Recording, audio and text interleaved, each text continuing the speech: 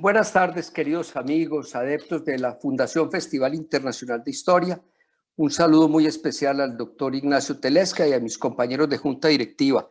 Cuando preguntaron quién quería ser el moderador de esta reunión, inmediatamente levanté la mano, primero porque yo fui educado por jesuitas y este es un tema que me apasiona, sobre todo por lo que realmente han impactado ideológicamente los jesuitas en las diversas comunidades del mundo con su educación, pero particularmente esta región que nos va a hablar el doctor Ignacio, esa organización comunitaria, respetuosa, ya hablaremos de eso, hasta dónde respetuosa, y digamos la comparación con los conflictos españoles y más tarde portugueses que se vieron en esta región de las reducciones jesuíticas o las misiones jesuíticas guaraníes.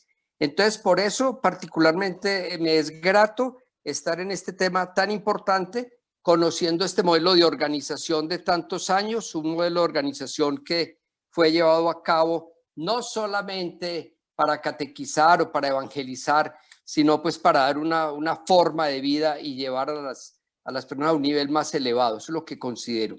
Entonces, es un gusto presentarles esta tarde a nuestro conferencista invitado, el doctor Ignacio Telesca. Él estudió en la Universidad de Oxford, estudió historia y obtuvo el bachelor y la maestría en historia. Es doctorado de la Universidad Torcuato de Tella, también en historia, y realizó estudios de postdoctorado en la Universidad de Colonia, en Alemania, como fellow de la Fundación Alexander von Humboldt. Actualmente se desempeña como profesor titular ordinario de Historia de América Colonial en la Universidad Nacional de Formosa. Ahora, antes del micrófono, le estábamos preguntando por la población, dónde es, y seguramente hará algún comentario de dónde está en este momento. Es investigador independiente del Consejo Nacional de Investigaciones Científicas y Técnicas en la Argentina. Es miembro de la Academia Paraguaya de la Historia y de la Academia Nacional de la Historia de la Argentina. Su área de investigación es la historia social y religiosa del Paraguay. Entre sus publicaciones se destacan Tras los expulsos, cambios demográficos y territoriales en el Paraguay después de la expulsión de los jesuitas y la nueva historia del Paraguay. Doctor Ignacio, los micrófonos, la audiencia, la Fundación Festival es suya en este momento y nos place tenerlo aquí. Un saludo muy especial. Muchísimas gracias, Carlos. Muchísimas gracias a la Fundación Festival Internacional de la Historia por la invitación. Es un gusto estar conversando con todos ustedes, sobre todo porque uno comparte un espacio de investigación con una comunidad que por lo general no es la que uno suele interactuar, ¿no? Uno está más acostumbrado a hablar sobre Paraguay o la historia del Paraguay en Paraguay o en la región, pero ya mirar Colombia y estar hablando para colombianos, pues no tiene otro sentido y otra motivación también. Así que les agradezco muchísimo. Como bien dijo Carlos, yo no vivo en Paraguay, sino vivo en Formosa. Formosa es una provincia del norte de Argentina que limita con Paraguay. De hecho, yo voy al río, que es el río Paraguay, que limita también Formosa de Paraguay, y bueno, y tiro la piedra y llego a Paraguay, ¿no? Es decir, está muy cerca en Paraguay de Formosa. Bien, pero vamos a entrar al grano, es decir, me invitaron para conversar sobre las misiones jesuíticas del Paraguay. Yo tengo un PowerPoint para compartir, para que todo sea más ágil. Doy por sentado que se está viendo bien el PowerPoint, por favor, si no es así, avísenme. Bien, yo le puse un título a la ponencia, como para no quedarnos en lo meramente descriptivo, ¿no? Contar, bueno, A, B, C, D, H, I, sino, como también lo mencionó Carlos, o lo planteó, de hecho, es, bueno, ¿cuál fue el verdadero motivo o cuál fue el resultado o o qué era, qué fueron las misiones jesuíticas.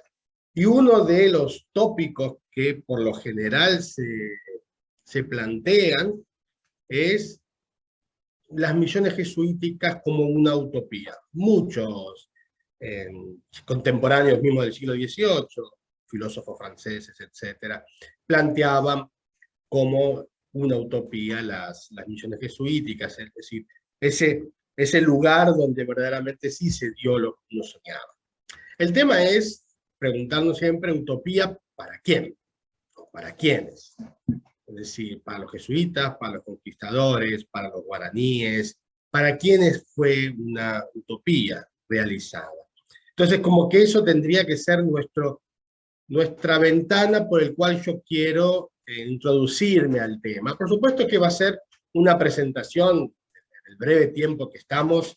La bibliografía, como ustedes saben, es inmensa, hay muchísima bibliografía sobre la materia, y cada vez se actualiza más y se renueva más por las nuevas tendencias historiográficas, hay nuevas preguntas que se le hacen a los mismos documentos, entonces hay bibliotecas y bibliotecas ríos de tinta. Entonces, a la hora de plantearnos nosotros, es decir, porque claro, no solo hacernos los vivos, decimos nosotros, ¿no? Es decir, de mirar desde arriba a ver si era una utopía, no era una utopía, para los jesuitas o para quiénes, sino nosotros también preguntarnos con qué utopía soñamos. Es decir, qué es lo que nosotros creemos que tendría que ser una utopía. Y ponerle carne a la pregunta, es decir, ¿es una utopía individual, para mí solito? ¿Es una utopía comunitaria, para vivir en comunidad? Y supongamos que es comunitaria. Y si es comunitaria, ¿cuán grande es mi comunidad? ¿Quiénes deciden en mi comunidad? ¿Cómo se ejerce el poder en esta comunidad? ¿Se necesita Estado o no se necesita Estado? Toda una pregunta. Es decir, a mí me parece interesante planteárnoslas, es decir, retóricamente aunque sea, pero que vayan entrando en la cabeza para poder dialogar pasado y presente y con lo que nosotros también llevamos dentro. Es decir, porque también nosotros podemos decir, sí, qué linda utopía fueron las misiones jesuíticas. Entonces la pregunta es, bueno, ¿qué es una utopía para vos? Bueno, es decir, por eso yo lo planteo también, ¿no? Es decir, como nosotros planteamos.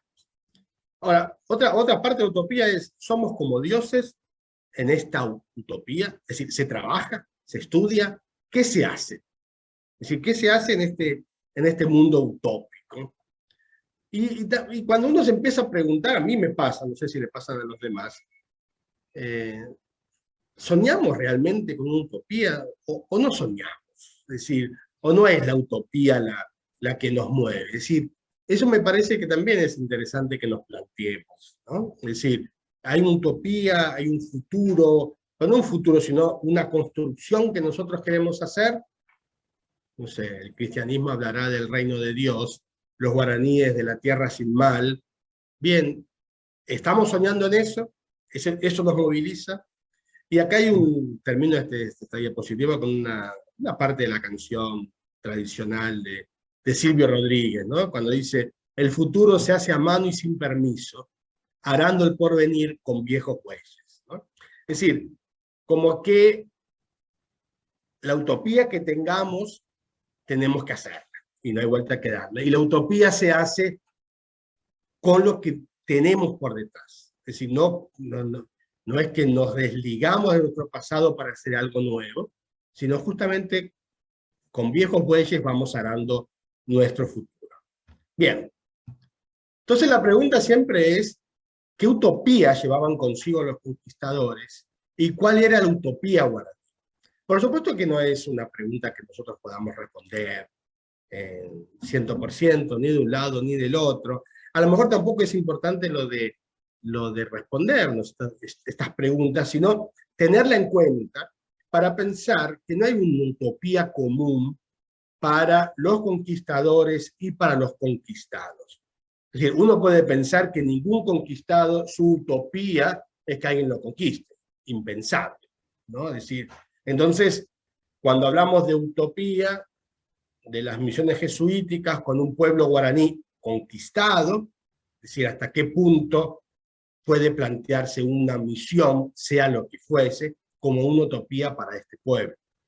Igual con los conquistadores, cuando hablamos de los conquistadores, es un concepto muy amplio y muy heterogéneo. Conquistadores era Cortés, Pizarro, los jesuitas, los dominicos, un funcionario real. ¿Quién era el conquistador? ¿A quién le podemos poner el título de conquistador propiamente dicho y pensar cuál era su utopía? Y por supuesto que vinieron infinidad de personas que lo único que les interesaba era expoliar a los indígenas, sacarle la mayor cantidad de oro y plata, y como también habrán venido otras personas que tenían otros ideales, otras motivaciones, que tampoco la podemos poner en duda, ¿no? Es decir, por eso es muy difícil plantear qué utopía tenían los conquistadores, como también qué utopía tenían los pueblos indígenas de América, ¿no? Los originarios de América, pero sabemos que la utopía de los pueblos originarios de América, por supuesto, no era ser conquistados por alguien de afuera, ¿no? Eso también para plantearnos siempre esta dicotomía entre de quién estamos hablando, con los pies de quién nos estamos poniendo. Bien, entremos Doctor Ignacio, sí. Perdóneme un momento antes de continuar, digamos, para dar un marco aquí. Ese tema utopía lo acuñó Thomas Moore por ahí en el siglo XVI. ¿Qué significa y cómo estamos usando acá el término utopía?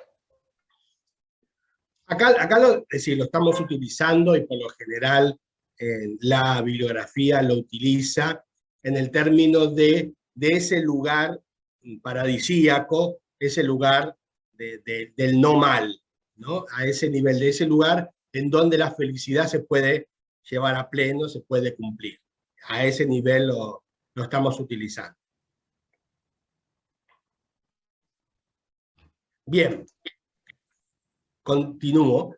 Es decir, les muestro, y acá podemos ver dónde vivo yo. Es decir, estos dos mapas nos presentan a la gobernación del Río de la Plata, que así se llamaba en un principio, y podemos ver todo lo que ubicaba, lo que comprendía. Es decir, llegaba hasta el Océano Atlántico, teniendo en cuenta la línea de Tordesillas, ocupaba gran parte, de Brasil, Paraguay, lo que es Uruguay, lo que es Argentina, y Formosa está en este lugar. A ver si lo ampliamos. Es decir, acá estaría, este es el río Pilcomayo, que desemboca en el río Paraguay, y ahí donde desemboca el río Pilcomayo en el Paraguay está Asunción, y un poquito más al sur está Formosa, ¿no? Acá, sobre la orilla del río Paraguay.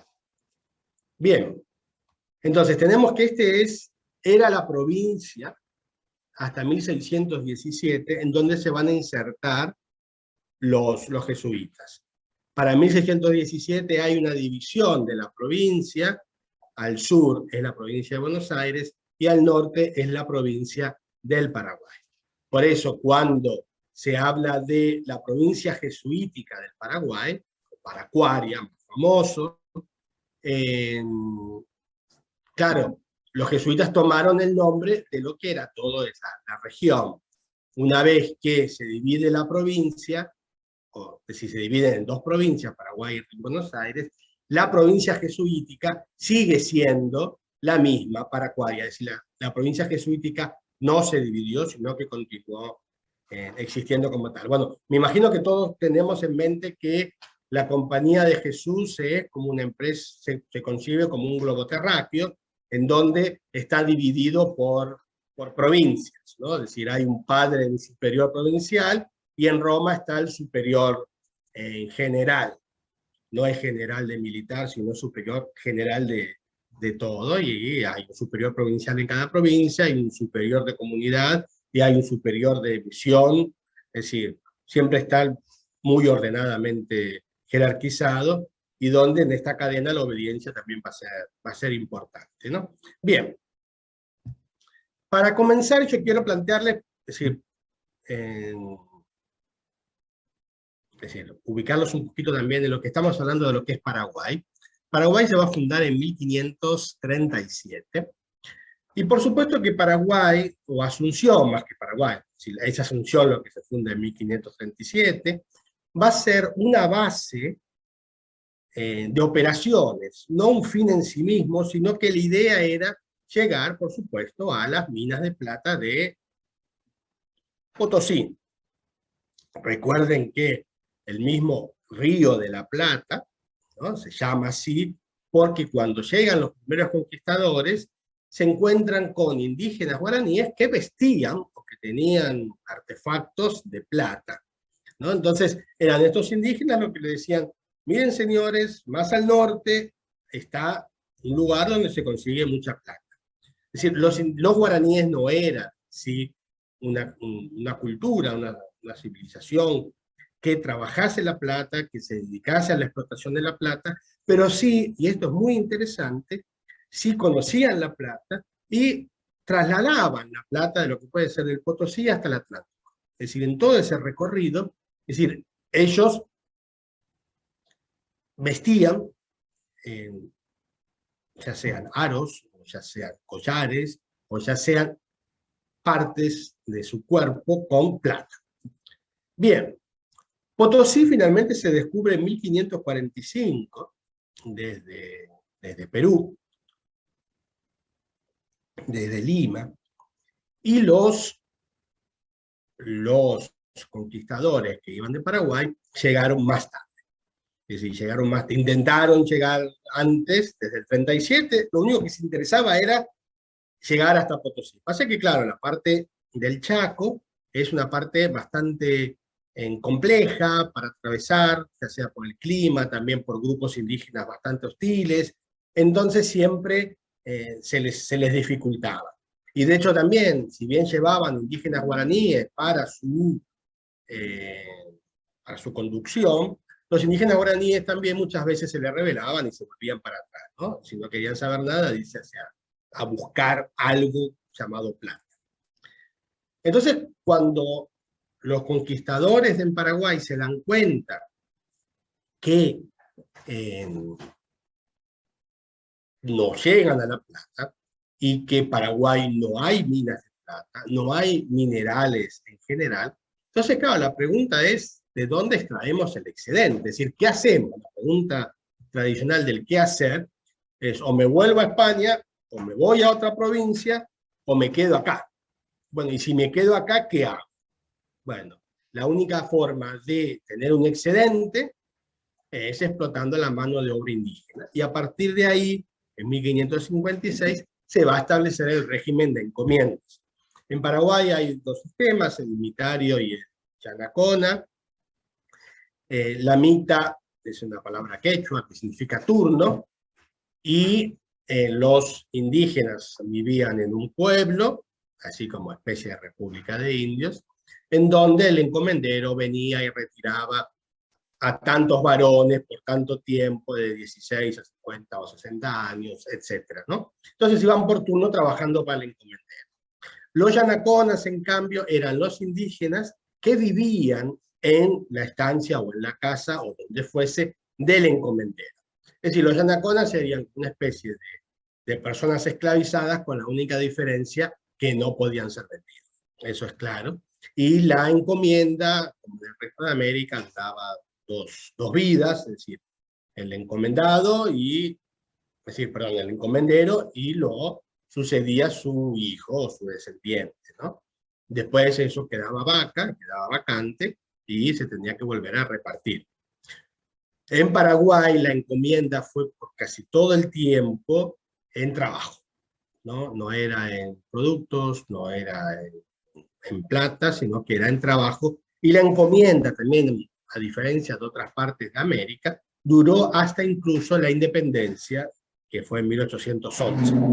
O sea que fue una larga vida que tuvo la encomienda. Los pueblos se organizan en cacicazgo, es decir, está el cacique y su gente es la que va a ir a un pueblo o va a ir a otro. Por lo general nunca se dividían esos cacicazgos, esas familias ampliadas, porque, es decir, generaba mucho conflicto interno. Entonces, a partir de ahí se van creando los pueblos de indios. Los primeros pueblos de indios no fueron los jesuíticos, sino que fueron los franciscanos, alrededor de 1580, y los primeros pueblos que se van fundando, bueno, Zaguarón, Cazapá, Yutú, y ahí están las fechas de creación de esos pueblos. Uno de las personalidades más importantes es Fray Luis de Bolaños, un franciscano, es decir, un apóstol modelo, ¿no? De esos que se desvivían por los indígenas. De hecho, aprendió el guaraní, trabajó en textos en guaraní, etc. Es decir, y fue maestro de muchos jesuitas posteriormente. Bien, si vamos a las misiones jesuíticas, la provincia del Paraguay se crea en 1607. Antes, la región pertenecía a la provincia del Perú. Acá hubo un problema, porque recordemos que en estos momentos, en estos años, de 1580, 1640, las dos coronas estaban unidas. Entonces, habían llegado incluso jesuitas que venían de Brasil. A fines del siglo XVI, 3 jesuitas vinieron desde Brasil a hacer trabajos pastorales. Entonces ahí había una disputa si pertenecía a Brasil, si pertenecía al Perú. Bueno, finalmente se crea la provincia en 1607, y las primeras misiones son en 1609. La primera misión que se va a crear, es decir, el gobernador, siempre con la idea de ampliar las fronteras, es decir, tener un dominio y un control mayor del territorio, las misiones que se van a ir creando van a ser hacia el sur, hacia el este, hacia el oeste. Unas van a fracasar, las que son en el pueblo Guaycurú en el Chaco. Otra, la de San Ignacio Guazú, va a perdurar hasta la expulsión, y de hecho San Ignacio es un pueblo muy importante en Paraguay. La de la región del Guairá es hacia el este, ahora les muestro el mapa. Es decir, también se va a llamar San Ignacio y Loreto, y que van a ser evacuadas por el accionar de los bandeirantes, ese grupo de esclavistas o ejército paulista de Sao Paulo, del Imperio Portugués, de Brasil, que iban a cazar, así duro, a los indígenas para esclavizarlos y llevarlos a trabajar a San Pablo o a otras ciudades, ¿no? Entonces, si esos pueblos en el Guairá se van a trasladar, se van a mudar hacia el sur. Bien, más adelante, en 1620, se van a crear más misiones en la zona del Tapé, que es hacia el este también, al sur del Guairá, y a la zona del Jerez, que es hacia el norte. Acá vemos los mapas. Si ampliamos, es decir, San Ignacio estaría en esta región, ¿no? Sería la primera misión que se va a crear. En esta región, en la zona del Guairá, ¿no? Y acá hay otro San Ignacio y hay otro Loreto, que se van a mudar. Este es el río Paraná, un río muy importante, y creo que tengo una, bueno, no sé. Entonces van a hacer una evacuación por el río Paraná hasta llegar a esta zona, donde vamos a encontrar luego nuevamente San Ignacio, y se van a diferenciar entre estas dos, porque una es San Ignacio Guazú, Guazú es grande en guaraní, y San Ignacio Mirí, que Mirí es chico en guaraní. Y esta, hacia el sur, es la zona del Tapé, ¿no? Estos van a seguir existiendo, estos no van a existir más, esto tampoco va a existir más, porque justamente va a ser atacado por estos bandeirantes. Muy bien. Hay un primer éxito muy grande de los jesuitas con las misiones. ¿A qué se debe ese éxito primero? Y que después, por supuesto, va a perdurar, ¿no? En donde mismo los indígenas piden pertenecer a las misiones jesuíticas. El primero y fundamental va a ser el tema de la encomienda. Como todos sabemos, todo indígena tenía que estar encomendado. Lo que logran los jesuitas no es que dejen de estar encomendados, sino que estén encomendados en la cabeza del rey. Es decir, que la encomienda sea al rey. Entonces, lo que harían los pueblos, los indígenas, es pagarle ese tributo al rey en productos. Por supuesto, al mismo tiempo, los jesuitas utilizaban ese pago que se le hacía a la corona para extraer el censo que le correspondía a ellos como su salario. Entonces, lo que lograron los jesuitas es que los indígenas no estuviesen encomendados a encomenderos de Asunción o de Villarrica o de las ciudades cercanas. Con todo lo que implicaba eso, con la explotación bestial que hacían los encomenderos, con eso de salir de las misiones. Entonces lograron tener el grupo de los indígenas guaraníes en sus pueblos, trabajando sí para pagar la encomienda, pero al rey, no para pagar una encomienda, no para ir a salir del pueblo. Eso fue central, eso fue fundamental. Es decir, hay algo que es muy claro, podemos estar de acuerdo, no estar de acuerdo, gustarnos, no gustarnos los jesuitas, pero sí, el indígena en una misión jesuítica era infinitamente mejor tratado que un indígena en la encomienda de un encomendero. Eso no hay mucho misterio. De hecho, y acá siempre jugamos con esa cuestión centrípeta y centrífuga, ¿no? Es decir, por un lado el encomendero lo que le interesa es explotar de la forma más bestial al indígena para extraerle el mayor excedente. La corona española, por su parte, lo que quiere es que ese indígena pueda seguir trabajando no para ese encomendero solo, sino para el resto de los encomenderos. ¿No? Es decir, que la población indígena permanezca. Justamente lo que las misiones jesuíticas permitían es que los guaraníes crecieran demográficamente, es decir, que tuviesen un cuerpo de mano de obra constante para lo que ellos necesitasen, ¿no? Entonces, este punto es central para el éxito de las misiones jesuíticas. Es decir, el guaraní se sentía infinitamente más protegido en una misión coordinada por los jesuitas que en una misión coordinada por o los franciscanos o el clero secular. Por supuesto que también es decir, la protección que le daban los jesuitas a los guaraníes frente a los bandeirantes eran importantes.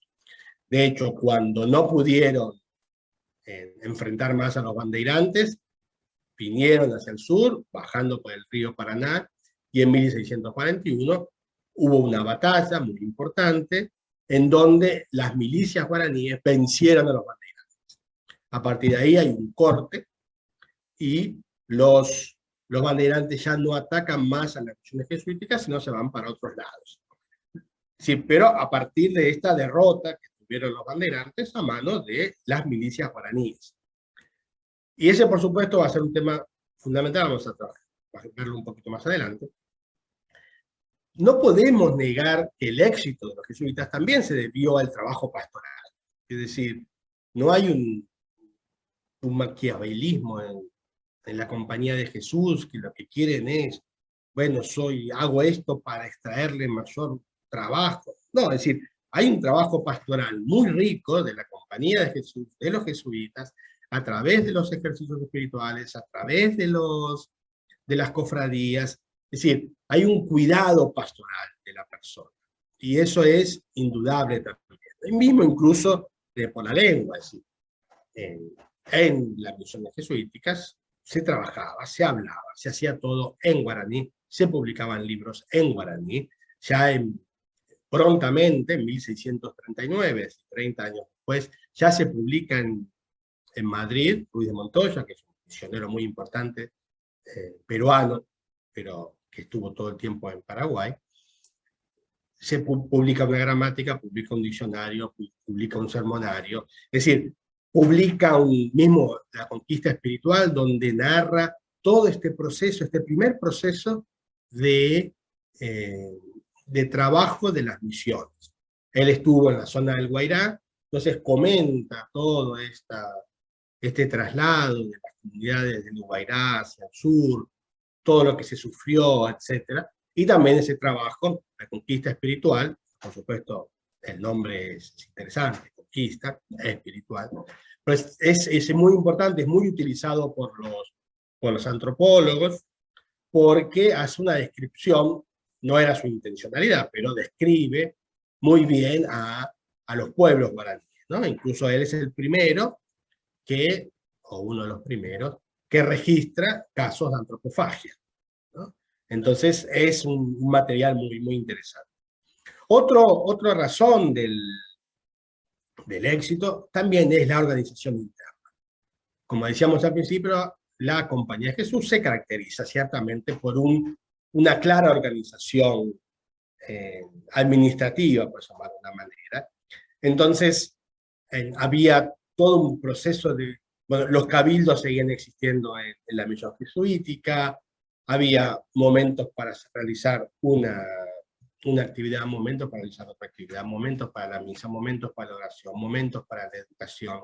Es decir, había una organización no solo del tiempo, sino también del espacio, muy clara, y donde toda la bibliografía actual lo que nos presenta es que es una organización también que fue aprendida de la misma organización que tenían las comunidades guaraníes, ¿no? Es decir, como que no es un invento de la nada, sino que justamente, y ahí también es decir, está la creatividad de los jesuitas, es decir, ellos iban incorporando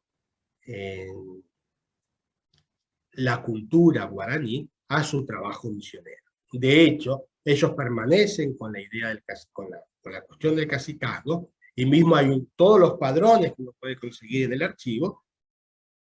Es decir, cuando hacen sus demografías ponen cacicazgo por cacicazgo. Y de hecho, las tierras para trabajar, personales, no es que se la dan directamente a la persona, sino se la dan al cacique, al líder, y él va repartiendo entre su gente, lo cual es muy interesante. Es decir, no hay una intencionalidad de romper la estructura organizativa guaraní, sino justamente de usarla para el mejor provecho de la comunidad y de las personas. Como decíamos antes, también el tema de las milicias, si guaraní, la palabra guaraní, la etimología generalmente es aceptada, significa guerrero, es decir, si bien no era una cultura que se pasaba guerreando todo el tiempo, pero sí formaba parte de su ethos, la guerra. Entonces, las milicias también van a ayudar a que este espíritu permanezca. Y va a ser muy interesante porque justamente la corona española era totalmente reacia a darle a los indígenas armas. Pero como fue el caso de los bandeirantes, entonces ahí sí la corona aceptó armar a los guaraníes, crear estas milicias para defender, y como se dieron cuenta del éxito que tuvieron, estas milicias fueron utilizadas constantemente por la corona española. Era su ejército de reserva en la región del Río de la Plata. Por supuesto que se ahorraba sus buenos pesos la corona, porque quien se encargaba era el jesuita. Y después, el último tema, y que también es tan importante como el resto del éxito, es el aspecto económico, que vamos a ver un poquito más adelante. Veamos el tema de la población de las misiones. De 1657 a 1732, podríamos ampliarlo desde el principio hasta el fin, pero, es decir, de 1657 ya tenemos 20 misiones, 20 reducciones, y en 1732 ya tenemos 30 reducciones que van a ser las que se van a permanecer hasta la expulsión. Lo que podemos ver, ciertamente, es el crecimiento demográfico de estos pueblos, que es importante. Veamos, por ejemplo, del 57 al 67, de 37.000 se pasa a 43.000, de 43.000 después, en 9 años se pasa a 53.000. Es decir, en un contexto, recordemos que, es decir, la conquista implicó una reducción demográfica de la población indígena enorme. Bueno, en las misiones jesuíticas lo que se da es un crecimiento demográfico estable de la población, salvo en momentos en que hubo epidemias, etcétera, pero por lo general siempre hubo un crecimiento importante de la misma, ¿no? Es decir, estamos hablando que había 140.000 personas en 1730, lo cual es una cantidad importante. Esto es un típico cuadro, plano, de una misión jesuítica. Es decir, por lo general estaban todas organizadas de esta manera. donde vemos en el centro hay una plaza con la iglesia, y al lado de la iglesia está la casa de los jesuitas, está el huerto, está el cementerio, está la casa de los indígenas, la casa de los huérfanos, de las viudas. Es decir, como que todo está muy ordenado, muy organizado. Y de hecho, todavía en varias poblaciones de Paraguay se mantiene este esquema. Por ejemplo, en una población que es Santa María, de Santa María son estos tapices que están atrás mío. Bueno, pues en ese pueblo se puede ver todavía la plaza, la iglesia, la casa de los jesuitas, y cómo estaban constituidas las casas alrededor de la plaza. Si bien todo eso es algo que es la iglesia y hay un museo, pero el resto de las casas son casas utilizadas por la población normal, la población de todos los días hoy. Lo cual nos habla de que hay una estructura que no solo es válida hoy, sino que era válida en ese momento, es decir, sí, como que respondía a las necesidades. Veamos ahora el tema de la economía, porque me parece muy, muy importante. Es decir, había es decir, la unidad de producción era ciertamente la comunidad. Es decir, cada pueblo era una unidad de producción, y donde había dos espacios y dos tiempos para trabajar. Es decir, el Abán Baé, Abá es persona, Baé es pertenencia, es decir, la pertenencia de la persona, del indígena en este caso, y el Tupán Baé. Tupá es Dios, Baé pertenencia, es decir, lo que le pertenece a Dios.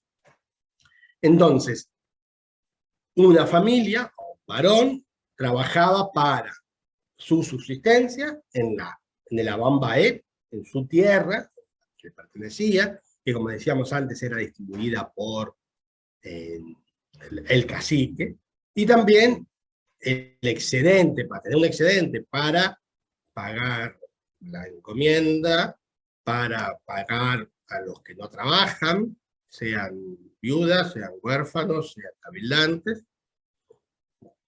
Es decir, todo eso se utilizaba en el excedente, y por supuesto para el culto y para todo el excedente que se apropiaba la Compañía de Jesús. Es decir, esto también tiene que ser muy claro. Es obvio que la Compañía de Jesús se apropiaba del excedente. Sí, eso no hay mucho misterio. Es decir, lo vemos en las cuentas. El tema es, ¿para qué se utilizaba ese excedente que se apropiaba la Compañía de Jesús? Es decir, cuando vemos las grandes construcciones, con los grandes cuadros, con grandes esculturas, vemos que hay instrumentos, vemos que hay imprenta, vemos que hay libros, etc. Por supuesto, eso salía de algún lado, y bueno, salía de este excedente. Es decir, hay se puede decir, una opresión simbólica, ¿no? Es decir, es meter a un grupo indígena con su religión en otra religión, que es la católica. Por supuesto, que utilizaban todo el aparato que fuese posible, ya sea desde lo monumental de los edificios hasta la vestimenta para los cofrades, para los cabildantes, etc. Es decir, todo eso formaba parte, o se adquiría con el excedente que se sacaba del Tupán Baé. También había artesanos, es decir, eso depende mucho de cada comunidad. Las mujeres, por lo general, es decir, tejían los hilados. Entonces, no es tan sencillo como todo el mundo trabajaba en la agricultura, sino que, por supuesto, se entremezclaban, ¿no? Aparte, el Tupán Baé no era tampoco una especie de lugar, puede ser la cosecha de la yerba mate, puede ser el trabajo con el ganado, etc.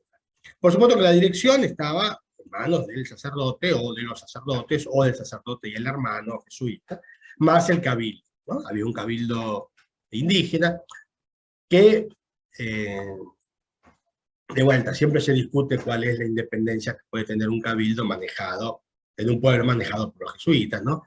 Y bueno, sí, dependerá mucho de cada pueblo, dependerá de mucho de cada cabildo, pero tampoco se puede dejar de reconocer bueno, que en situaciones concretas tuvieron un poder y una importancia muy clara, como puede ser, por ejemplo, la Guerra Guaranítica en 1751. La Guerra Guaranítica fue cuando deciden el Imperio de Portugal con la corona española trazar nuevos límites hacia el sur de América del Sur. Entonces ponen el río Uruguay como límite entre ambos imperios, y bueno, 8 comunidades, misiones jesuíticas, quedaban del lado brasilero y tuvieron que trasladarse al otro lado del río Uruguay. Muchos indígenas, muchos cabildantes, muchos de estos pueblos dijeron no y enfrentaron a las fuerzas de Portugal y de España. No sé si ustedes vieron o escucharon la famosa película La Misión, con Robert De Niro y con música de Ennio Morricone. Es decir, muestra justamente en este aspecto. Es decir, el momento en que se está dando esta separación, esta división fronteriza nuevamente, y también muestra la actitud de 2 sacerdotes jesuitas, uno que todos los 2 se quedan con el pueblo, pero uno en plan pacífico, otro en plan de defensa guerrera. Es decir, es una ficción, por supuesto, pero es interesante porque la película termina que los 2 mueren.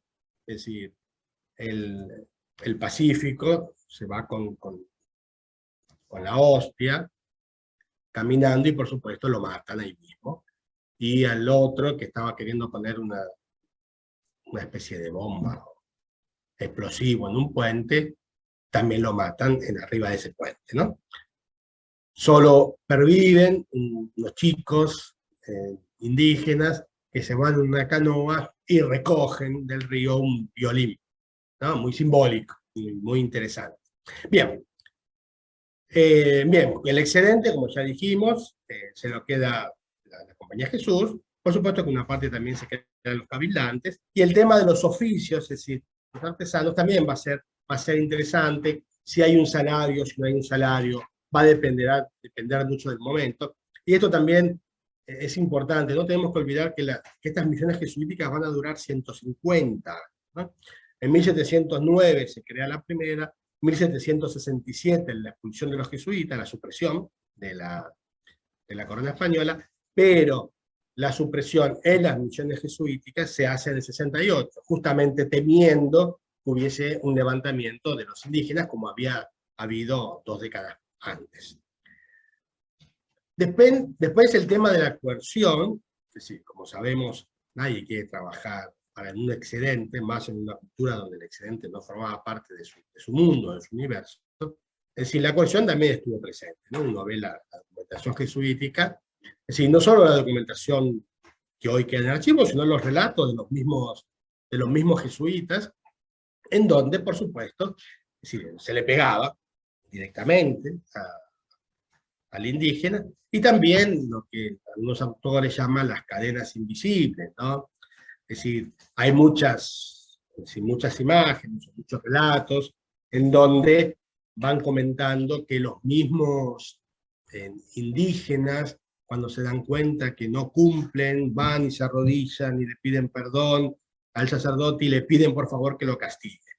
Es decir, a eso se refiere como las cadenas invisibles, ¿no? Ese universo biológico que se le va creando, que se va internalizando en el ser humano. Son los indígenas, nos pasa también a nosotros.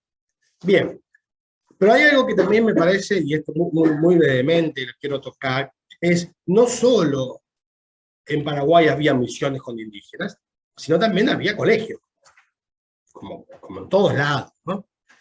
Y en Asunción había un colegio muy importante, y de hecho contenía, es decir, el centro de la Compañía de Jesús en la provincia jesuítica del Paraguay estaba en Córdoba, hoy es Córdoba, Argentina, y el segundo, el que tenía la universidad, los jesuitas tenían una universidad ahí, y tenía por supuesto la biblioteca más importante.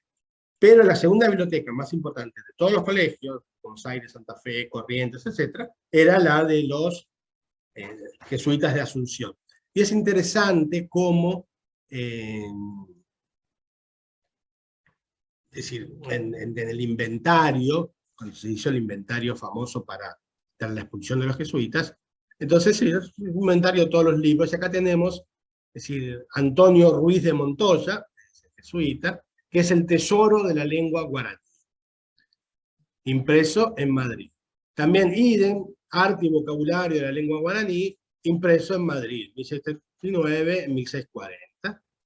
idem vocabulario de la lengua guaraní, impreso en el pueblo de Santa María de la Mayor, año 1722.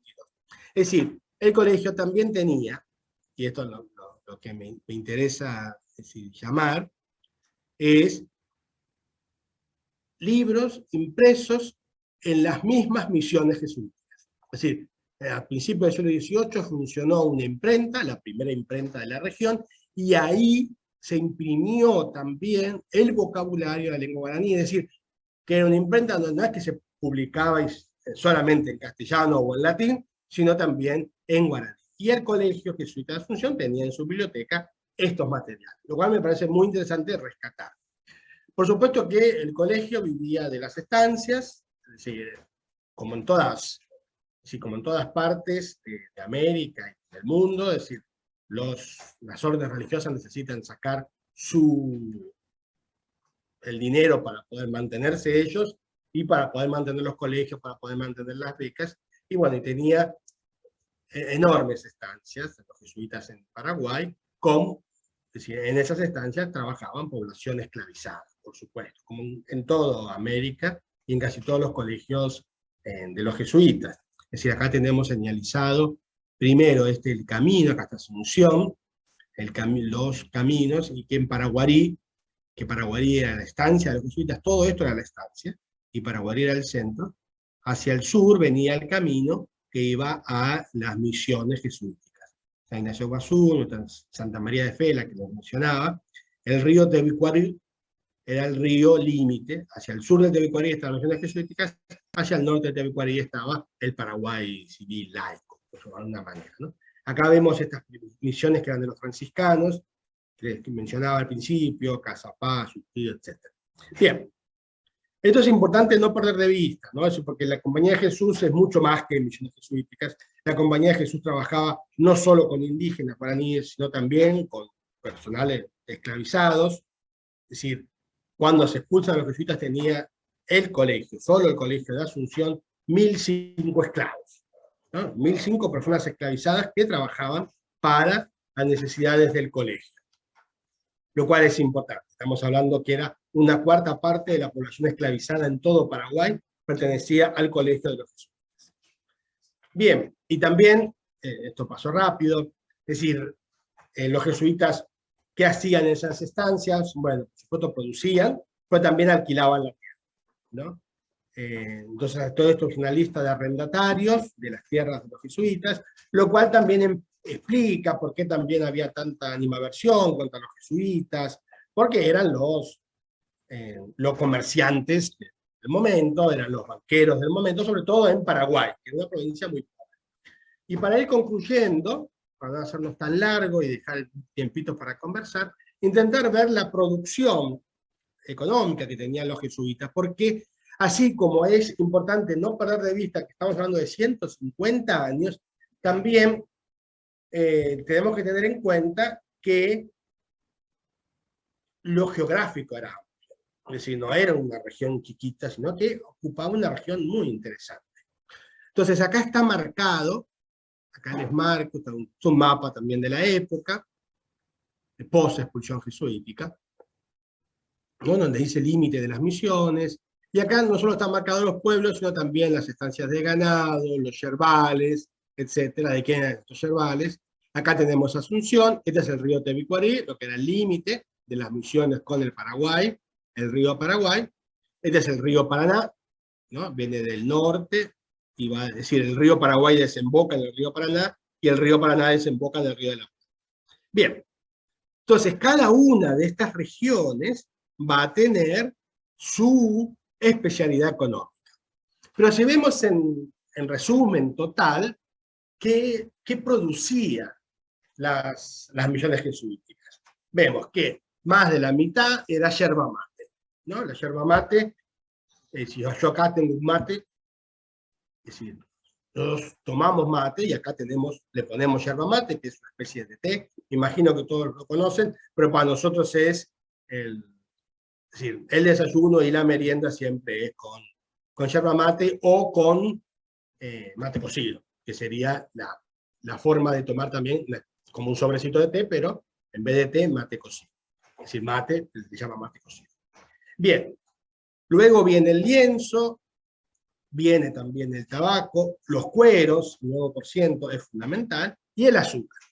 Todo esto es lo que se producía y se comercializaba. No comercializaban directamente los pueblos, sino que comercializaban, es decir, todos los pueblos vendían a lo que se llama el oficio de Santa Fe, de los jesuitas, es decir, la oficina que tenían, estilo factoría portuguesa. Entonces, donde esa oficina concentraba todos los productos y ellos vendían. Entonces, era un solo jugador.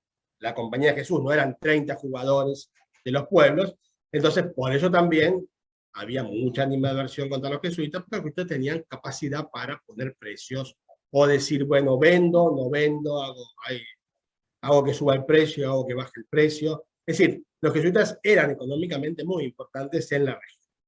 Pero esto es a nivel general. Si vamos a nivel región por región, vemos que en la zona del Tapé, y ahí podemos ver, lo que más había no era yerba, sino era lienzo, ¿no? Por supuesto había un poquito de tabaco y muy poquito de cuero. Pero vemos cómo esta región se especializaba en lienzos y no en yerba. En cambio, los pueblos que estaban a orillas del río Paraná, era por supuesto yerba mate. 73%, es decir, 3/4 partes era yerba mate y un 14% era lienzo, ¿no? Es decir, cómo va cambiando, en qué se especializa cada comunidad. La región del río Uruguay, vemos también que hay yerba mate, pero también lienzo, en cantidades casi equitativas.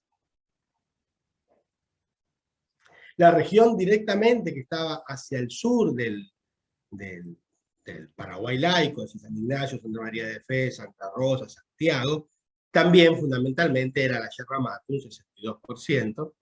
También había lienzo, pero también, y esto es importante, había tabaco. Es decir, en Paraguay se produce, por supuesto, mucho tabaco. No de la calidad de otros lados, pero hay producción de tabaco, azúcar y baños. Acá tenemos un caso muy importante, que es Yapeyú. Es una comunidad, una misión, que vivía fundamentalmente del ganado. Es decir, vemos que hay muy poca producción de yerba y la producción fundamental era del ganado, ¿no? 66% era el cuero, es decir, no había saladeros, sino lo que se hacía era se mataban las vacas y se sacaba el cuero. Bueno, ese cuero es lo que se vendía y se exportaba y llegaba hasta Inglaterra, por supuesto. Es decir, lo que quiero mostrar es cómo cada región tenía su especialidad. Bien, ¿qué pasó después de la expulsión de los jesuitas? Y esto es muy importante porque hay toda una tradición que dice, bueno, cuando se expulsaron los jesuitas quedaron solo ruinas, ¿no? Bueno. Bien, cuando hablamos de, ¿se acuerdan ustedes que a partir de 1617 se divide la provincia del Paraguay y la provincia de Buenos Aires? Bien, había 30 misiones, de las cuales 13 pertenecían a la provincia del Paraguay y 17 pertenecían a la provincia de Buenos Aires. Las 13 que pertenecían a la provincia del Paraguay son las que estamos viendo, las que estaban a ambas orillas del río Paraná y del Paraná al río Tebicuari. Todas estas pertenecían a la provincia del Paraguay. ¿Por qué me concentro en estas 13? Porque quiero ver qué pasó demográficamente con estas misiones. Hay un censo en el Paraguay que incluía el Paraguay civil, el Paraguay jesuítico de estas 13 misiones, donde nos dice, en 1761, el obispo Antonio de la Torre hizo este censo, que las misiones jesuíticas ocupaban el 54,7% de la población total de la provincia de Paraguay. Es decir, más de la mitad de la población del Paraguay vivía en las misiones jesuíticas. Y de hecho, tenemos que la población indígena total, podemos ver, es el 61%. Es decir, a grandes trazos, podemos decir que las 2/3 partes de los que vivían en Paraguay eran indígenas, y una 1/3 parte era no indígena. Digo no indígena porque en esto tenemos que incluir también la población afrodescendiente. Es decir, yo lo divido en novenos, me parece más fácil. Hay 6 novenos que son indígenas, 2 novenos que son españoles y 1 noveno que es afrodescendiente. Bien, tenemos para 1782 otro censo que mandó a hacer el gobernador Melo de Portugal, y podemos ver que a nivel total hubo un crecimiento en estos 2 años del 13,4% de la población, algo que para los demógrafos históricos consideran que es relativamente normal. Sin embargo, ya no es tan normal, es el descenso enorme de la población de las misiones jesuíticas. De 46.000 pasó a 20.000, hubo, es decir, antes era el 54%, ahora es el 21%, una reducción de más de la mitad. Entonces, ¿qué pasó con esta gente? Tradicionalmente se decía que la población de las misiones jesuíticas se habían vuelto a la selva, lo cual no es tan así. Vemos acá, cuando comparamos la población indígena y la población no indígena, cómo la población indígena se reduce del 61 al 31%, y la población no indígena pasa del 39 al 68%, ¿no? La mitad y el doble, más o menos, a grandes trazos. No hubo ninguna migración hacia el Paraguay en esta época, y mucho menos de tanta población. Entonces, ¿qué fue lo que pasó? Entonces, lo que pasó es que gran cantidad de la población de las misiones jesuíticas, esta reducción que se dio, se trasladó al campesinado circundante a los pueblos. Esto me parece que es fundamental tenerlo en cuenta, porque a la hora de comprender la conformación social y cultural del Paraguay, del fin del 18, del 19 y hasta hoy, tenemos que decir que la población indígena fue importante y que la población de las misiones jesuíticas fue muy importante. Vemos, yo hice un cuadrito para diferenciar las misiones que dependían de Asunción y las misiones que dependían de Buenos Aires, y cómo la reducción, hay una diferencia en la reducción demográfica, ¿no? Hay más de la mitad en las de Asunción y menos de un cuarto en las de Buenos Aires. ¿Y por qué se da esto? Y esto quiero que veamos con los mapas. Este es un mapa de las misiones jesuíticas, serían esta parte, a ver si...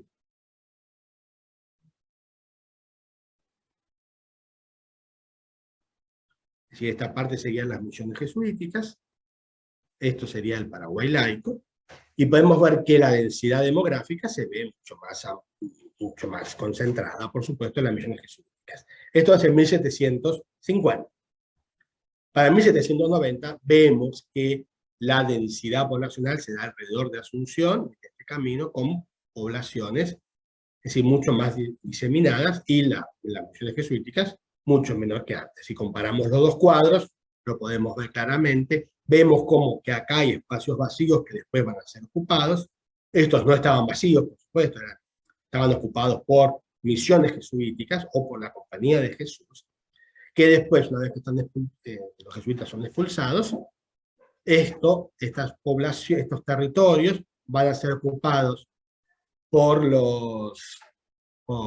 el gobierno civil, por el Cabildo de Asunción, por el gobierno, y va a introducirse poblaciones.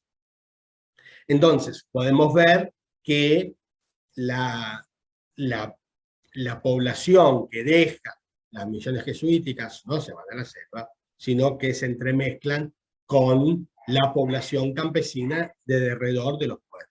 Por supuesto que es otro tema, comprender y entender por qué puede darse esto, ¿no? Es decir, ahí tenemos que entrar ya más en toda la conformación demográfica del Paraguay, desde la colonia hasta hoy, pero es importante tomar en cuenta.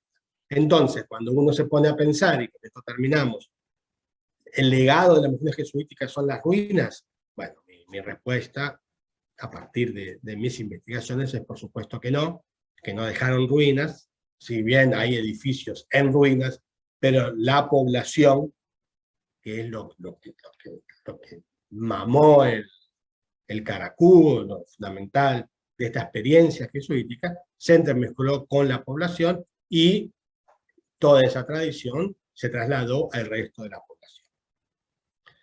Bueno, espero que no haya sido tan tan cansador ni aburrido, y con eso abro el tema para preguntas. Bueno, profesor Ignacio, muchas gracias. Nos pone en el momento y en el sitio con una presentación muy agradable y muy bien documentada. Entonces, antes de pasar a las preguntas media hora, vamos a hacer unos pequeños anuncios, unos cortos anuncios de la Fundación Festival de Historia. Entonces le pediría el favor a Carlos si puede poner allí en pantalla. Gracias.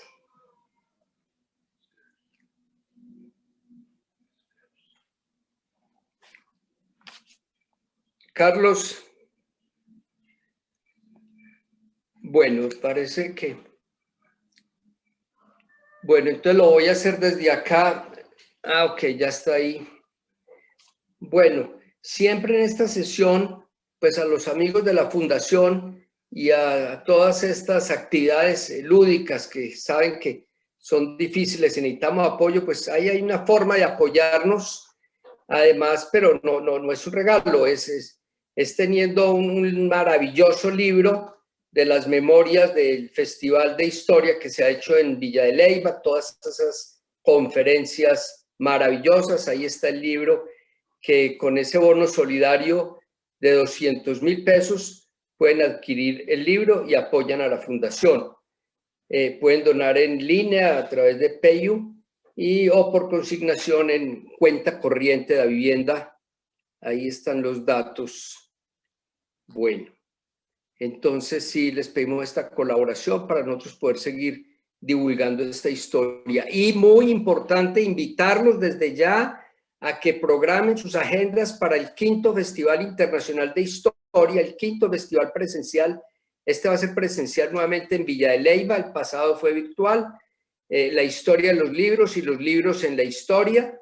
La fecha es septiembre 9, 10 y 11. Septiembre 9, 10 y 11 en Villa de Leyva. Bueno, desde ya cordialmente invitados porque eso es un espacio maravilloso de ver la historia y de vivir la historia con los historiadores y con los conferencistas, teniéndolo cercano, poder uno caminar por esas hermosas plazas de Villa de Leyva, los restaurantes, todo Villa de Leyva se viste de cultura y de historia para recibirnos en esos 3 días. Así que de verdad que al calor de un vino también y al calor de unas tertulias, pues hemos pasado muy bien en el festival. Por eso lo llamamos festival. Es volver la historia a una fiesta. Por ahora, los que quieran en la página de la Fundación pueden www.festivalinternacionaldehistoria.com, pueden adquirir en este momento los abonos. El abono ya salió, tiene un costo de 337.500 pesos, equivale a un ahorro del 25% respecto a lo que va a salir y va a quedar a partir del 14 de agosto, o sea que es un ahorro importante. Y esos 337.500 pesos hemos visto que alcanzan para uno estar en todo el evento, por lo menos en 10 o 12 conferencias y todos los otros eventos lúdicos que allí tenemos. Muy bien, entonces por ahora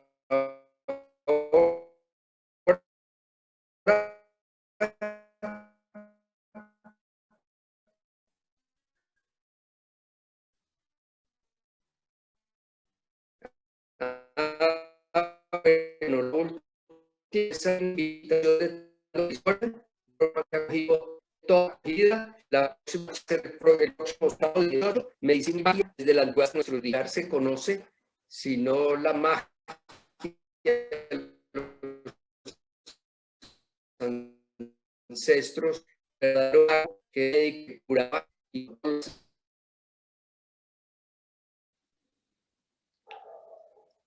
Egipto. Me sacó por un momento, pero bueno, estaba hablando de una invitación para esta próxima o tardeando con la historia del sábado 18 a la misma hora, 4 de la tarde. Muy bien, no siendo más estos anuncios, entonces volvemos con el doctor y profesor Ignacio. Aquí hay unas preguntas, pero doctor Ignacio, quisiera que nos hablaras un poco de 2 temas. La música misional la música de las misiones. Creo que esto fue muy importante. También en la película que ya nombró lo muestra, pero hay infinitas charlas. Es más, hay muchas obras musicales que están registradas, y eso fue no solamente una forma de conversión, sino una forma para seducir y para apoyar y para fomentar la música, pero no solamente la música, también las artes, la danza, etcétera. En ese tema cultural, profesor Ignacio, ¿por qué no nos cuenta un poco cómo fue esa relación de las misiones jesuíticas con la música de los indígenas?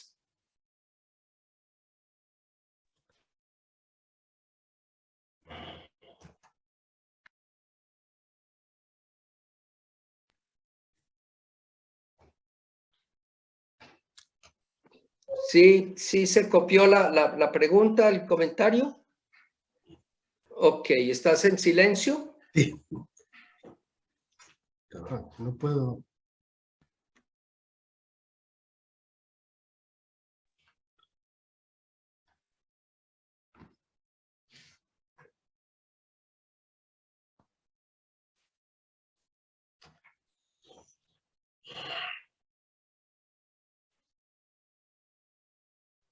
Listo, doctor, ya lo estamos escuchando, ya tiene el micrófono activo.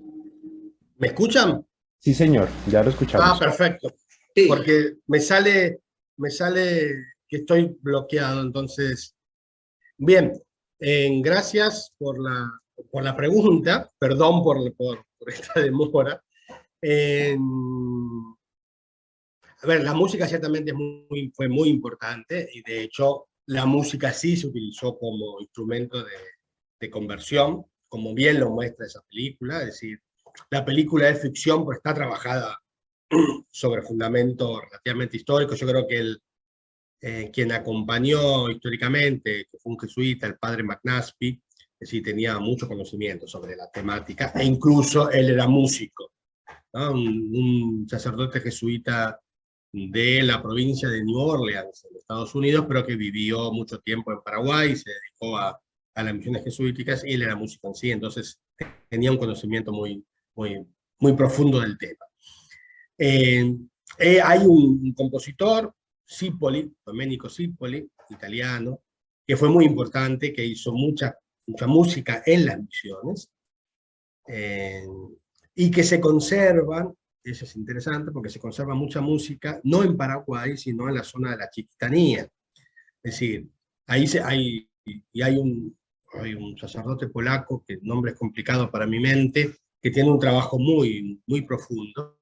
En Paraguay, quien trabaja el tema de la música es Luis Aram, un investigador, director de orquesta, y bueno, estos músicos muy productivos, ¿no? Es decir, muy inteligentes, muy capos, que, que manejan mucha información y tienen mucha creatividad para trabajar esa documentación. Entonces, y la música barroca fue muy importante, lo mismo que la danza, y es muy interesante sobre el tema de la danza, porque uno puede ver los frisos de la misión de Trinidad, que está en Paraguay, y donde hay un angelito con una maraca en la mano, y claro, y no está de frente, sino está de costado, danzando. Y es muy lindo porque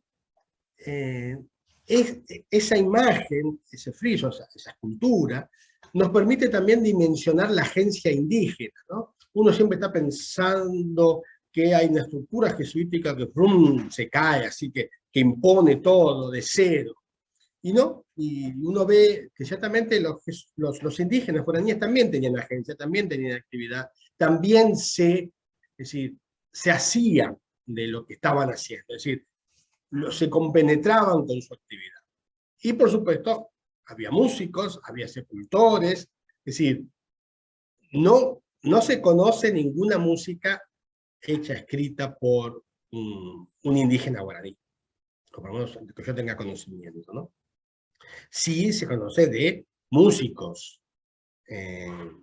guaraníes que trabajaban. De hecho, hace relativamente poco, 3, 4 años, una historiadora chilena, Laura Fahrenkroch, escribió su tesis doctoral sobre la música en las misiones, pero es muy interesante porque ella plantea, claro, siempre nosotros estamos hablando del bilingüismo, guaraní, castellano, y ella plantea el trilingüismo, guaraní, castellano y música. Es decir, como que la música también formaba parte del mundo, del universo del guaraní, de la población guaraní.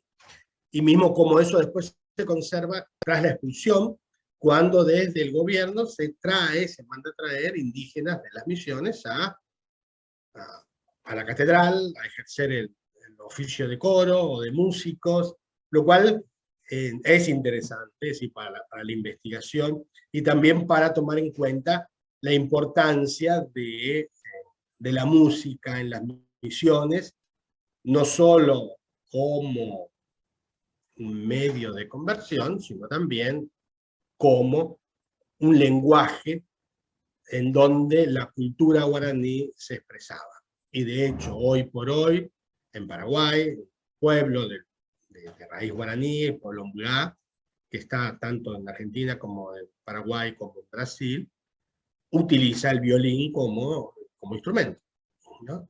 Es decir, hay muchas hipótesis sobre el uso del violín, etcétera, pero es interesante. Es interesante esa relación música y cultura guaraní, y música y cultura de la conversión, y música y jesuitas, ¿no? Que eso también está muy trabajado.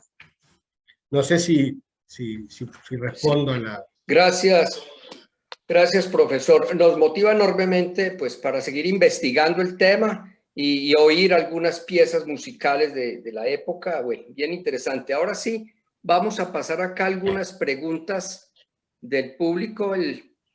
El doctor Rodrigo Llano dice que el gran músico de la Chiquitanía fue el padre jesuita Cipoli.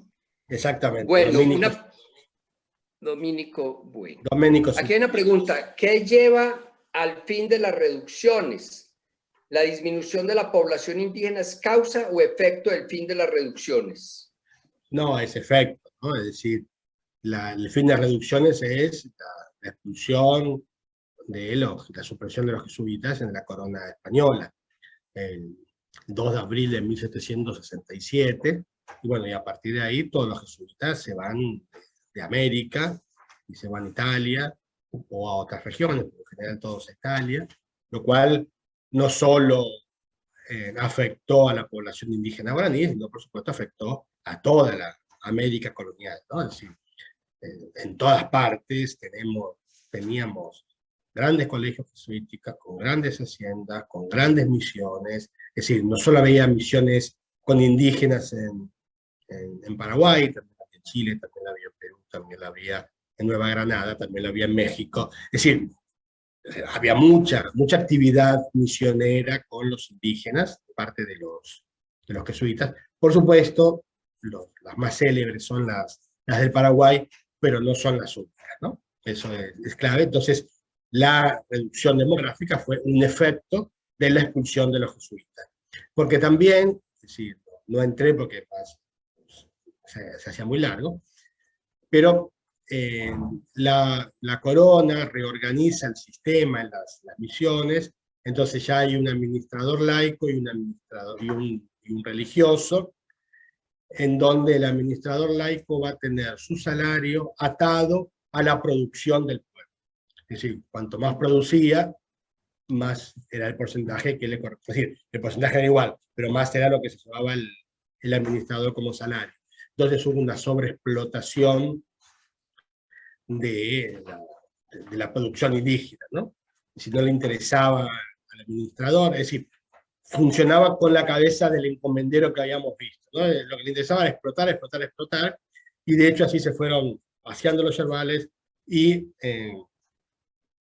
también extinguiendo el ganado vacuno. Hay una tesis de Julia Sarreal, una investigadora de Estados Unidos, bueno, la tesis que será hace 10 años más o menos, que justamente trabaja el pueblo, la misión de Yapeyú, como le mostraba, era la misión que trabajaba fundamentalmente el cuero. Entonces ella muestra cómo después de la expulsión bueno, va a haber un boom del cuero y después va a desaparecer, ¿no? Es decir, hay una sobreexplotación de los administradores, de los indígenas, y por supuesto los indígenas huyen. Es decir, la huida forma parte de la estrategia de las armas de los pobres, como diría Scott, ¿no? Es decir, más tradicionales desde la conquista hasta hoy día, se puede decir. Muy bien. Bueno, yo me salí un momento, se me borraron las preguntas, entonces le voy a dar la palabra directamente al doctor Rodrigo Llano, quien le va a hacer las preguntas directamente. Por favor, Rodrigo, pregúntale al profesor Ignacio. A ver, Ignacio, te quería hacer una pregunta. ¿El odio del Marqués de Pombal contra los jesuitas tuvo algo que ver con la derrota militar que los guaraníes le propiciaron a los bandeirantes en la vuelta del río en Bororé? Yo no creo que esa sea porque fue muy lejos, ¿no? Es un siglo antes, pero sí la guerra guaranítica, es decir, de 1751, el Marqués de Pombal utilizó ese tema para plantear que los jesuitas estaban en contra de las coronas, ¿no? Por supuesto que hay argumentos de los jesuitas, es decir, contra los jesuitas que trabajaban en la zona de la Amazonía, etc. Pero yo creo que eso fue un argumento mucho más importante que el de Mororé de 1641, que fue más de un siglo antes. Y realmente Marqués de Pombal, y como sabemos, es decir, Portugal es el primer lugar en donde se expulsan a los jesuitas, después le sigue Francia y después le sigue España, ¿no? Y es, por supuesto, en el contexto internacional o europeo de fortalecimiento de los absolutismos, ¿no? Ignacio, otra pregunta. ¿Qué antecedentes y qué consecuencias tuvo la guerra de las 7 reducciones? Bueno, el antecedente es el tratado de límites que comentábamos antes, ¿no? Entre Portugal y España. A ver si ¿Pero es Tordesillas o Madrid? No, es un tratado de Madrid de 1751, ¿no? Tordesillas fue hace mucho tiempo. Les quiero mostrar, para ver ¿dónde está? Si se ve, para ver de vuelta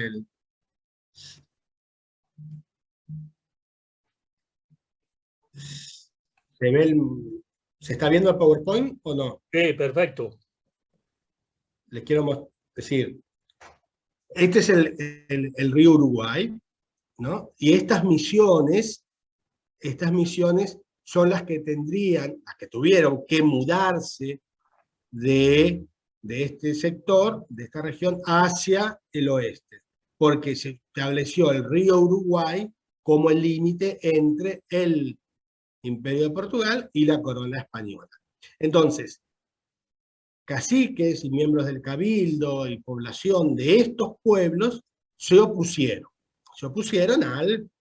a este tratado de límites, le escribieron cartas al gobernador de Buenos Aires en guaraní, explicándole que no estaban de acuerdo que eso estaba en contra de lo que el rey les había dado, que no puede ser que el rey los haya abandonado, que eso no puede ser cierto. Y entonces, bueno, acá se inicia lo que se conoce como la guerra guaranítica, ¿no? Las consecuencias que van a tener, bueno, a nivel consecuencias demográficas van a ser importantes, porque muchos van a fallecer, y en esos traslados siempre se pierde población. Económicamente va a afectar, por supuesto, a esas comunidades, a las que se van y a las que reciben, porque por lo general se añaden a comunidades que ya existen. Entonces también económicamente va a afectar, porque la capacidad de producción, es decir, en los primeros años no pueden alimentar a tanta población. Y a nivel político, hay varios historiadores que plantean que ahí hay un corte de confianza de los guaraníes hacia los jesuitas, ¿no? Pero claro, es una hipótesis, eso siempre con el diario del lunes, ¿no?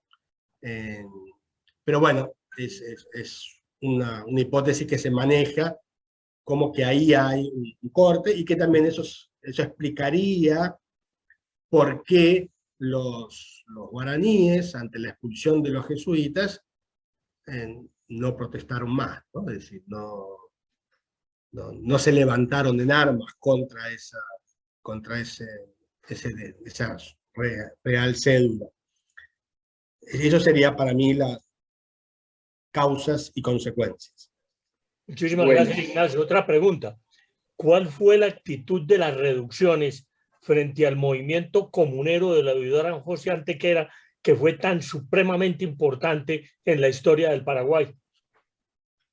Bien, el tema de las revoluciones comuneras, que va desde 1720 a 1735 en Paraguay, sí tiene dos momentos claves. El primero es con Antequera, y acá hay toda una disputa historiográfica. Yo lo suelo interpretar y entender y explicar también como que es un problema intraelite. Es decir, y se inicia como un problema intraelite de las élites asuncenas, en donde hay un gobernador que le había dado encomiendas a uno y a otros no, y entonces los perjudicados son los que se van hacia la audiencia de Charcas y piden que vengan Por supuesto que el gobernador hace todo lo posible para impedir ese paso, pero logran llegar, y la Real Audiencia envía a Antequera, que era oidor en la audiencia, para que viese qué pasaba, que tomase medidas. Claro, y hoy diríamos lo cómico, lo extraño, lo raro, es que la audiencia le había dado un sobre cerrado para que fuese abierto si es que Antequera encontrase que el gobernador, Reyes Balmaceda, era culpable de todas las acusaciones que se le habían hecho. Por supuesto que en ese sobre cerrado lo que estaba era que en el caso de que el gobernador Balmaceda fuese culpable, quedaba como gobernador Antequera. Entonces, suena muy raro que Antequera no supiese antes de salir de la Real Audiencia que él quedaría como gobernador. Entonces, es muy rara la situación. Pues no solo es una disputa intraelite en Paraguay, sino es una disputa a nivel del Estado, intraestado, porque Reyes Balmaceda se queja al virrey en Lima, y el virrey le da la razón a Reyes Balmaceda. Entonces la pregunta es, la disputa ahí es entre el virrey, una autoridad, y la Real Audiencia. Entonces es el virrey que contradice a la Real Audiencia, entonces le dice a Reyes Balmaceda que regrese a Asunción y le ordena a las milicias guaraníes que lo acompañen, que lo ayuden, que lo pongan en el poder. Por supuesto, ahí ya se mezcla, entonces ahí sí los jesuitas empiezan a jugar un rol, las milicias guaraníes empiezan a jugar un rol, y finalmente lo echan a Antequera, pero en el interín los jesuitas son expulsados del colegio, y hay todo un levantamiento en contra de los jesuitas, pero es interesante porque en esta primera disputa la documentación nos habla que lo que están pidiendo los cabildantes, la élite que estaba rigiendo los destinos de Paraguay, era que se vayan los jesuitas y que se queden los indígenas para ser encomendados. Bien, esto va de 1720 a 1725, finalmente se impone el virrey, al pobre Antequera, la Real Audiencia le suelta la mano, lo envían a Lima y ahí lo matan, lo descuartizan, ¿no? Justamente en la cárcel, Antequera se encuentra con otra persona llamada apellido Mena, que llega, es decir, conoce la historia y desde Lima se viene a Paraguay, y en 1730 hace un nuevo levantamiento. Después del nuevo levantamiento es mucho más, diríamos, más plebeyo. Es decir, no es la élite, sino es el pueblo, o el pueblo militarizado. Y es interesante porque en esta segunda parte lo que se pide no es que se vayan los jesuitas solamente y que dejen los indígenas, sino que se vayan los jesuitas y que se lleven los indígenas con ellos, porque lo que queremos nosotros es la tierra. Claro, el requerimiento es otro. Es decir, no es el mismo de la época antequera, sino es un requerimiento mucho más plebeyo, más de lo que necesitaba la gente de abajo. Por supuesto que nuevamente fueron reprimidos y ahí también fueron ejecutados varias personalidades o varios de los que estaban liderando el movimiento. Entonces, fue muy importante para la experiencia jesuítica porque también implicó una sangría poblacional, a nivel económico también muy importante porque había que mantener todo ese ejército, pero afectó fundamentalmente a los pueblos que estaban al sur del Tabaquari, no tanto a los del río Uruguay, sino más a los del río Paraná y fundamentalmente a San Ignacio, Santa María, Santa Rosa, Santiago, ¿no? Porque, claro, el río Tabaquari era el límite y ahí donde se daban las primeras batallas se dieron ahí. Y de hecho, las primeras batallas fueron ganadas por el ejército laico civil de Paraguay, y este ejército entró a las misiones y también haciendo desbande, ¿no? Después se dio vuelta la tortilla y la milicia jesuítica, los guaraníes, llegaron hasta Asunción, conquistaron todo y pusieron la casa en orden. Gracias, Ignacio. Paula Peña Hasbún hace la siguiente pregunta. Perdone, Rodrigo, un segundito. Bueno, son las 5:30. ¿Tienes otra pregunta? Yo aquí tengo otra, Rodrigo, entonces haz esa pregunta, por favor, y para ir ya cerrando. Eres tan amable. ¿En qué año llegaron los jesuitas a Asunción? Los primeros jesuitas, como le mencioné, llegaron desde Brasil. La fecha exacta, si lo que tengo en mente es 1588. Tendría que chequearlo, ¿no? Pero sí es importante que fue fines del siglo XVI, desde Brasil, y que manejaban el tupí a nivel de como lengua franca.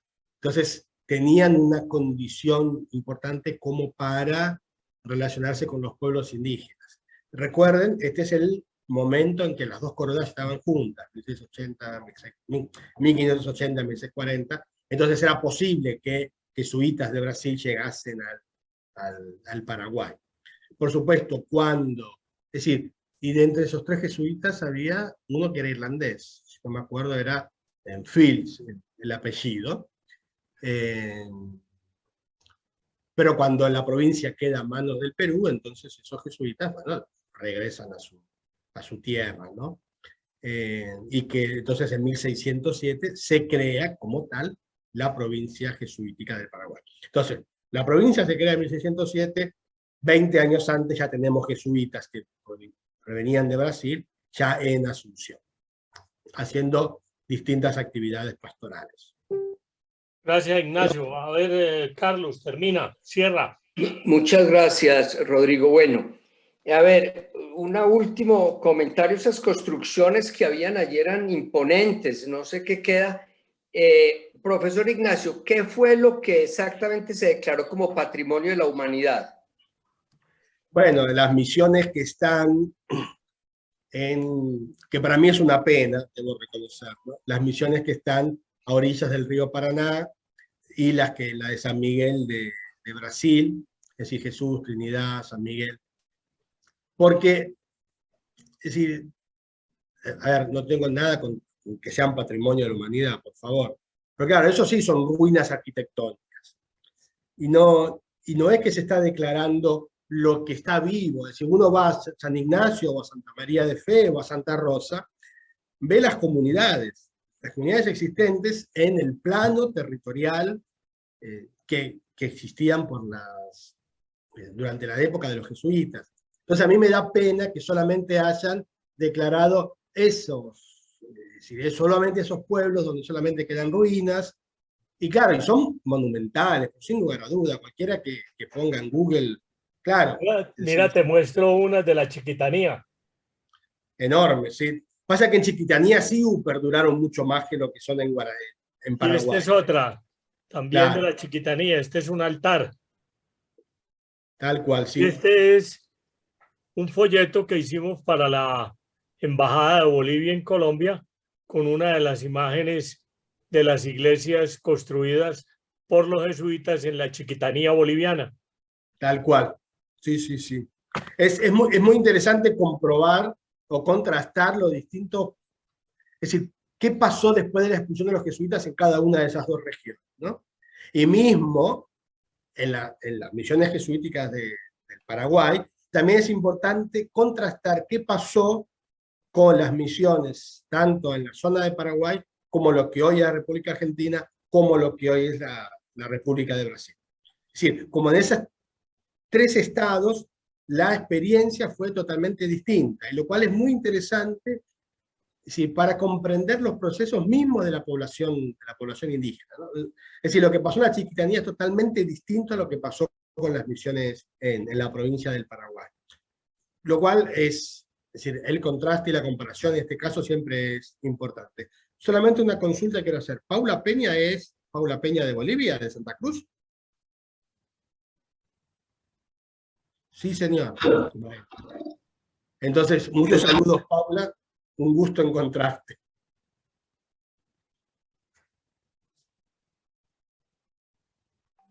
Qué bueno, qué bueno. Muchas gracias. Muchas gracias, Paula, sí.